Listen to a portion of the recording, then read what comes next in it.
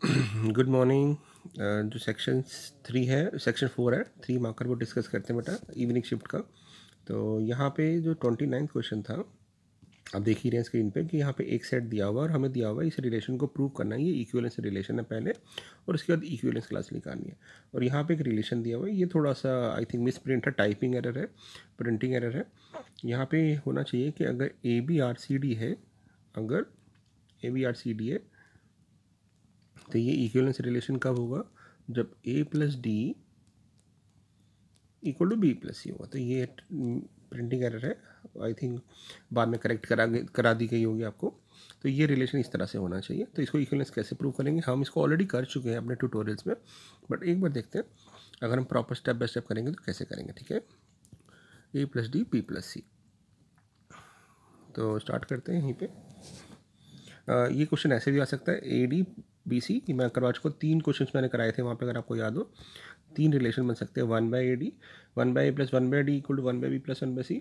और ये बट यहाँ पे हमें सिर्फ a plus D equal to B plus C चाहिए। तो एक बार ना रिलेशन पढ़ लेते हैं। बट रिलेशन क्या है कि यहाँ पे ये एक पूरा एलिमेंट माना जाएगा जो ऑर्डर पेयर फॉर्म में है, ये दूसरा एलिमेंट माना जाएगा। तो अगर 2 एलिमेंट ए और बी आपस में, ए और बी मान लो, इस पूरे को मैं ए मान लो और ई बी मानो, ये आपस में रिलेटेड है विद दिस कंडीशन कि ए प्लस डी और बी प्लस सी होगा, यानी फर्स्ट और आखिरी पेयर, आखिरी वाला रिलेशन, ये दोनों बराबर होना चाहिए।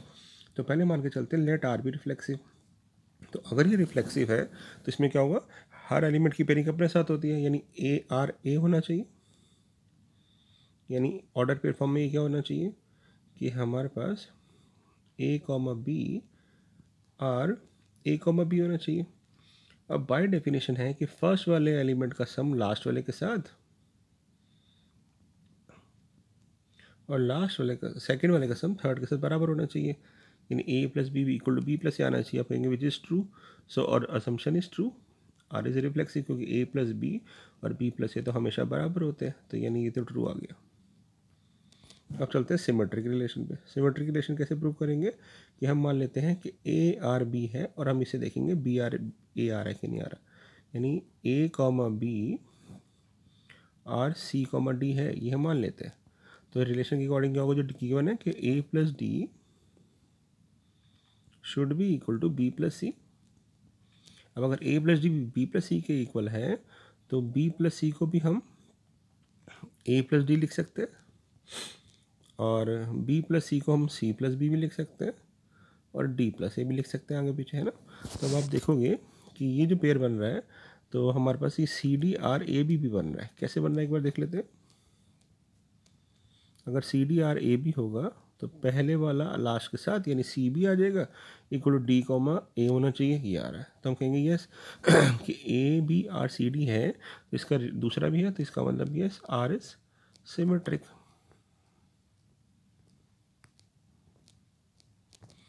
अब चलते हैं ट्रांजिटिव वाले पार्ट पे। ट्रांजिटिव वाले में 3 पेयर हो जाते हैं, तो हम लिख लेते हैं ट्रांजिटिव वाले पेयर में कि let A comma B R C comma D है।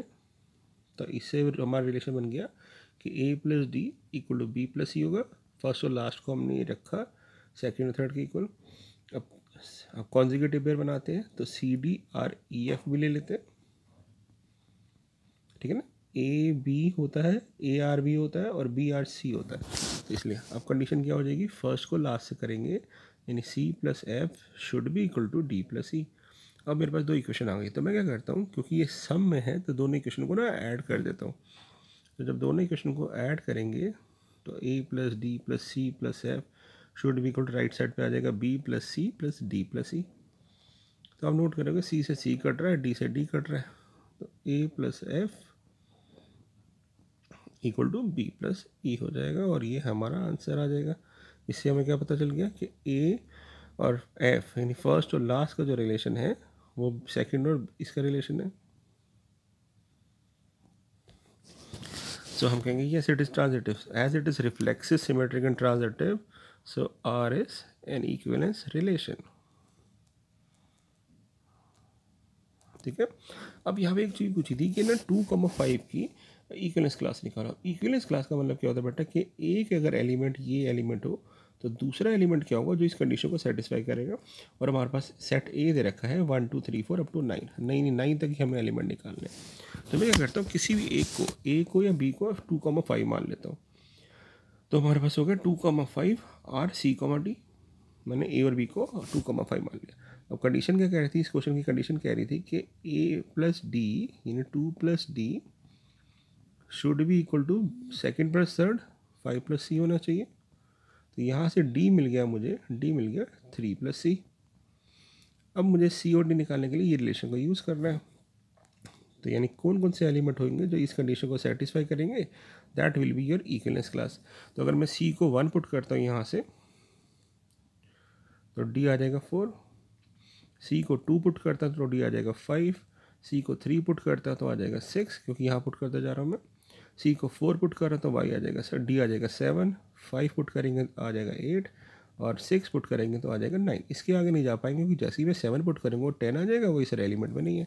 तो इसको कहते हैं हम इक्विवेलेंस क्लास ऑफ आर।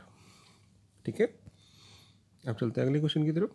अगला क्वेश्चन था हमारा कि इसको हमें डिफरेंशिएट करना था। तो ऑब्वियसली ये लॉग से होगा, है ना, लॉग ले लेते हैं इसको लॉग लेते हैं, तो यहीं पे कर देते हैं इसको। तो हम क्या करेंगे ऐसे क्वेश्चन में, है ना, हम इसको ना y मान लेते हैं। ठीक है, अब जब मैं लॉग लूँगा तो ये बन जाएगा log of y,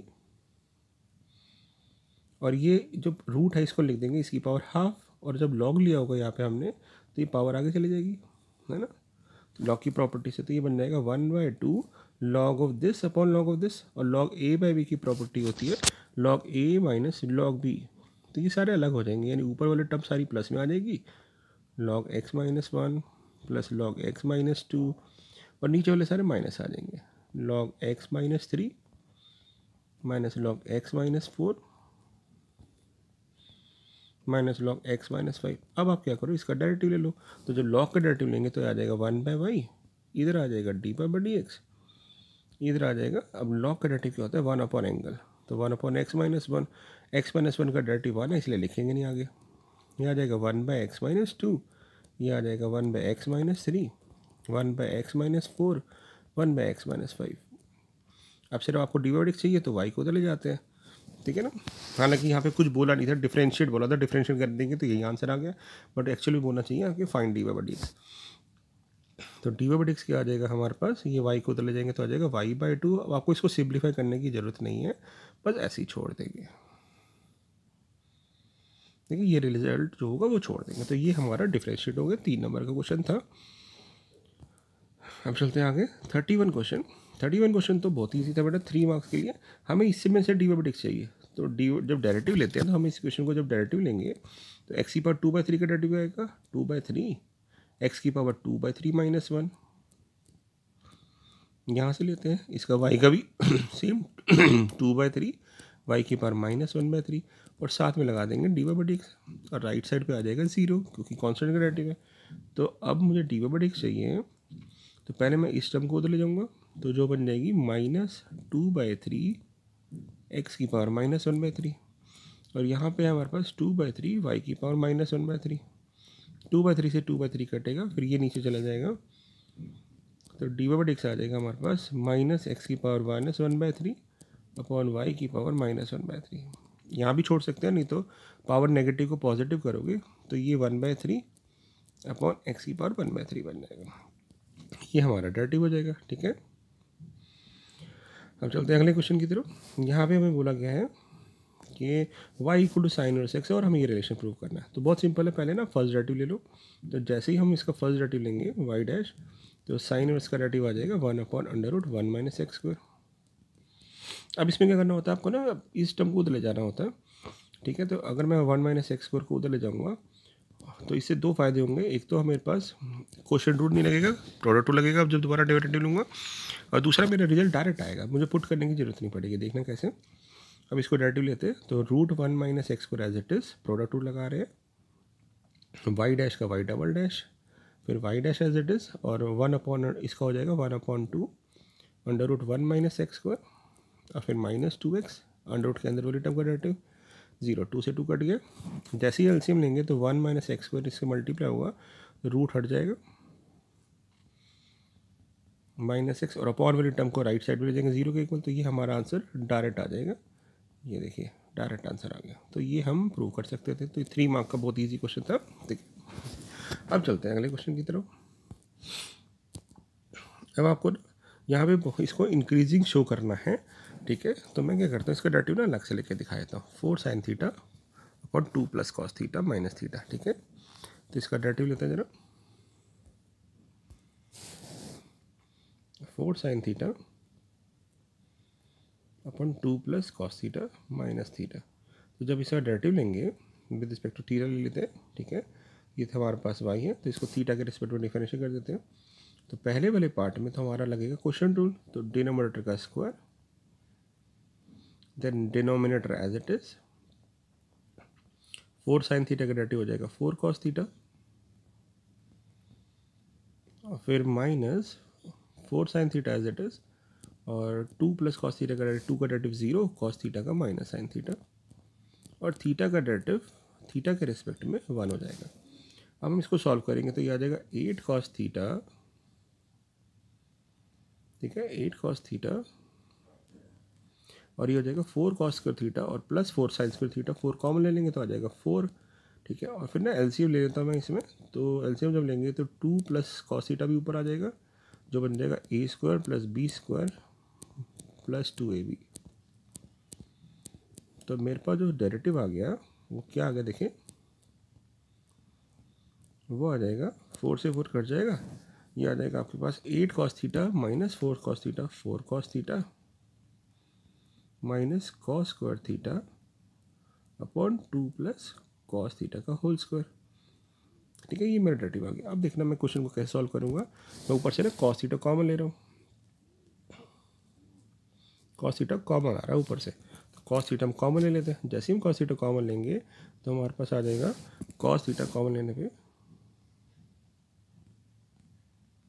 4 - cos theta upon 2 + cos theta का होल स्क्वायर। अब हमें यहाँ शो करना है ये इंक्रीजिंग फंक्शन है फॉर फर्स्ट क्वाड्रेंट। तो कहेंगे कि अगर थीटा फर्स्ट क्वाड्रेंट में है, 0 से π/2 में है, तो cos थीटा तो पॉजिटिव होता है, ठीक है। दूसरी बात 4 - cos थीटा भी हमेशा पॉजिटिव रहेगा, क्योंकि cos थीटा की मैक्सिमम वैल्यू जो होती है, या cos थीटा की वैल्यू जो होती है वो -1 से 1 के बीच में लाई करती है। तो जब मैं मैक्सिमम वैल्यू पुट करूँगा यहाँ पे तो 4 - 1 3 हो जाएगा, और मिनिमम पुट करूँगा तो 5, यानी ये वाला रिलेशन 3 to 5 में लाई करेगा। तो हम कहेंगे यानी 4 - cos थीटा भी हमेशा पॉजिटिव रहेगा। और नीचे वाला तो परफेक्ट स्क्वायर है, तो नीचे वाला भी परफेक्ट स्क्वायर है, तो ये भी हमेशा पॉजिटिव रहेगा। तो जब सारे ही पॉजिटिव हैं तो इस रिलेशन की जो सारी टर्म्स पॉजिटिव हैं, तो dy/dt हम कह सकते हैं कि हमेशा 0 से बड़ा आएगा, है ना। सिर्फ cos थीटा 0 के इक्वल हो सकता है, 0 से π/2 के बीच में। तो हम कहेंगे इसका मतलब dy या तो 0 के इक्वल होगा because of this, otherwise positive होगा। और सेकंड, अगर फर्स्ट डेरिवेटिव आपको पॉजिटिव रहता है हमेशा, तो हम कह सकते हैं yes the function is increasing function. तो यही हमें प्रूव करना था, ठीक है। तो ये क्वेश्चन हो गया। देखिए हमें प्रूव करना था इंक्रीजिंग फंक्शन है। अब चलते हैं अगले क्वेश्चन की तरफ। यहाँ पूछा हुआ है साइन क्यूब का डेरिवेटिव लो, मतलब इंटीग्रेट करो साइन क्यूब को। तो क्या करते हैं साइन क्यूब का, अगर आपको नहीं ध्यान हो तो हम इसको क्या ना एक टर्म अलग कर लेते हैं। तो हमने क्या किया, साइन एक्स अलग कर लिया, और जो साइन स्क्वायर एक्स है उसको लिख दिया 1 - cos स्क्वायर एक्स। अब cos एक्स को मैं पी पुट करूँगा, cos एक्स को पी पुट करूँगा तो साइन एक्स डी एक्स से डेरिवेटिव बन जाएगा, और नेगेटिव वाले का मैं उधर लेंगे। लिमिट भी चेंज कर देता हूँ। जब x π/2 है तो p 0 हो जाएगा, और जब x 0 है तो p 1 हो जाएगा। अब हमें सिर्फ इसका इंटीग्रेशन करना है ना, बस। तो 1 - p का 1 - p स्क्वायर का इंटीग्रेशन क्या होगा, p - p³ माइनस बाहर है। अब लिमिट पुट कर दो, 0 पुट करने पे सब 0 आ जाएंगे, 1 पुट करने पे हमारे पास, सॉरी ये 1/3 भी होगा, ठीक है। 0 पुट करने पे सब 0 आ जाएगा, 1 पुट करने पे 1 - 1/3 आ जाएगा। तो ये माइनस माइनस प्लस हो गया, तो आपका आंसर 2/3 आ गया। तो ये हमने कर दिया, ठीक है। अब चलते हैं अगले क्वेश्चन की तरफ। 34th, इसका और पार्ट भी रहता है, वो भी कर लेते हैं। 34th का और पार्ट तो बहुत ईजी था। हमने एक प्रॉपर्टी पढ़ी हुई है ई लॉग fx होता है, यानी ये x³ आ गया ये, ठीक है। और अब इस क्वेश्चन में तो कुछ भी नहीं है, क्या करो आप इसको ना 4 से डिवाइड कर दो। जैसे ही हमने 4 से डिवाइड किया तो नीचे वाले टर्म का डेरिवेटिव ऊपर मिल रहा है। तो जैसे ही हमने नीचे वाले टर्म का डेरिवेटिव ऊपर देखा तो हमारे पास एक फॉर्म आ गई, मैंने आपको बहुत बार करवाई हुई है कि अगर नीचे वाले का टर्म का डेरिवेटिव ऊपर मिल जाए यानी F dash X upon F x हो तो लॉग एफ एक्स होता था। आप यहाँ प्रॉपर्टी लिख देंगे कि हमने कौन सी प्रॉपर्टी लगाई, F dash X upon F X equal to log F X. तो ये हमने प्रॉपर्टी लगाई और ये क्वेश्चन सॉल्व हो गया। ठीक है, तो बहुत ईजी था। अगला क्वेश्चन डायरेक्ट पैराबोला है। पैराबोला का ग्राफ कैसे बनेगा, Y square equal to 9x है ना, ये टच करता जाएगा इधर से 2 से 4 तक इंडिकेट करना है, वो भी फर्स्ट क्वाड्रेंट में। तो यानी सिर्फ ये एरिया निकालना है। तो एरिया कैसे निकालते हैं, हम सीधा सीधा डिफरेंशिएट कर देंगे 2 से 4 विद रिस्पेक्ट टू x और क्वेश्चन से y निकालेंगे तो y आ जाएगा √9x यानी 3√x।